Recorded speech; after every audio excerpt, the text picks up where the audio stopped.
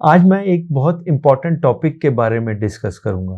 जो joint arthritis या घुटने की आर्थराइटिस के बाद बहुत से मरीज हमसे पूछते हैं कि जॉइंट रिप्लेसमेंट से पहले या हमारा जोड़ पूरा खराब होने से पहले हमारे पास क्या क्या ऑप्शन है ताकि हम अपना जॉइंट रिप्लेसमेंट डिले कर सकें।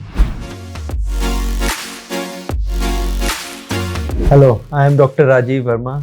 आई am head of orthopaedics and joint replacement at Manipal hospital Dwarka. आज मैं एक बहुत इंपॉर्टेंट टॉपिक के बारे में डिस्कस करूंगा। जो जॉइंट आर्थराइटिस या घुटने की आर्थराइटिस के बाद बहुत से मरीज हमसे पूछते हैं कि जॉइंट रिप्लेसमेंट से पहले या हमारा जोड़ पूरा खराब होने से पहले हमारे पास क्या क्या ऑप्शन है ताकि हम अपना जॉइंट रिप्लेसमेंट डिले कर सकें। हमारे पास जो सबसे बड़ा ऑप्शन है जो दवाइयों और ऑपरेशन के बीच में है वो है एक घुटने में इंजेक्शन लगाना।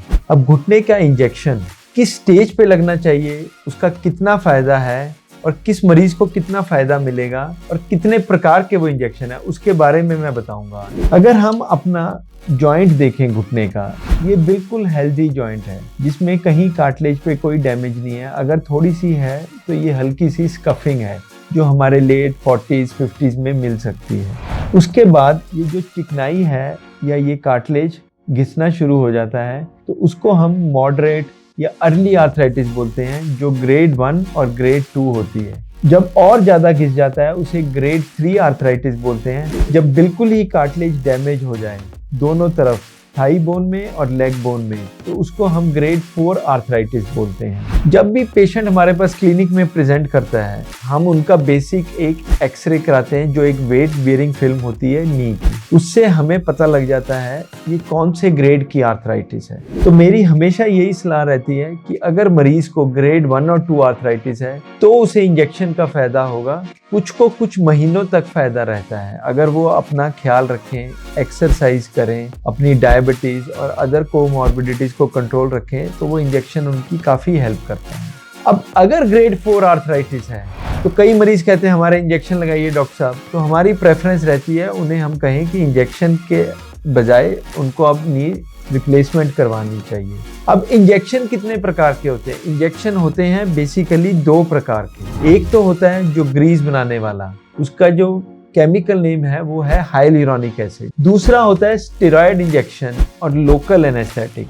अगर हम स्टेरॉयड और लोकल एनेस्थेटिक लगाते हैं वो घुटने की इन्फ्लेमेशन खत्म करता है और उससे पेशेंट का दर्द चला जाता है। जो हाइलुरोनिक एसिड है वो बेसिकली चिकनाई बढ़ाता है, बट आप भी समझ सकते हैं कि चिकनाई वो लाइफ लॉन्ग नहीं बढ़ा सकता। जो एक बारी पार्ट घिस चुका है वो उसको स्मूदन कर देता है, हेल्प करता है हीलिंग में।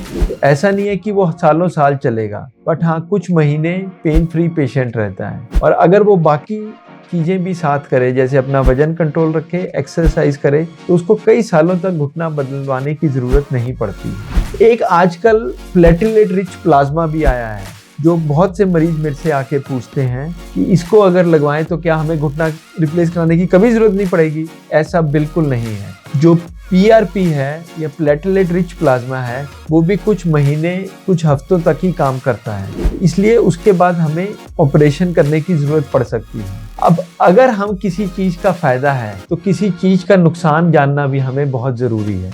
अब इंजेक्शन लगाने से क्या नुकसान हो सकता है? पेशेंट कहते हैं हमसे कि आप हमारे हर 6 महीने इंजेक्शन लगा दिए, हमें कभी घुटना रिप्लेसमेंट की ज़रूरत नहीं पड़ेगी। ऐसा बिल्कुल नहीं है, इसके कुछ साइड इफेक्ट भी हैं। अगर हम रिपीटेड इंजेक्शन लगाते हैं, खासकर स्टेरॉयड के या कोई और भी इंजेक्शन, उसमें सबसे बड़ा रिस्क तो है इन्फेक्शन का। जबकि हम उसका घुटना क्लीन करके लगाते हैं, सब कुछ एहतियात बरत के इंजेक्शन लगाते हैं, फिर भी एल्डरली पेशेंट्स में इन्फेक्शन होने का रिस्क है। वो क्यों है? क्योंकि उनको डायबिटीज भी होती है। कई बारी स्किन की अगर जो हमारी इम्यूनिटी ब्रेक डाउन है तो इंजेक्शन से भी इन्फेक्शन हो सकता है। और दूसरा चीज़, अगर हम रिपीटेड इंजेक्शन लगाते हैं तो ज़रूरी है ये जानना भी कि दूसरे से तीसरे इंजेक्शन के बाद कई बार उस इंजेक्शन का इफेक्ट नहीं आता। तो मेरी सलाह ये रहेगी कोई भी इंजेक्शन लेने से पहले अपने ऑर्थोपेडिक स्पेशलिस्ट से मिलें, तभी इंजेक्शन लगवाएं।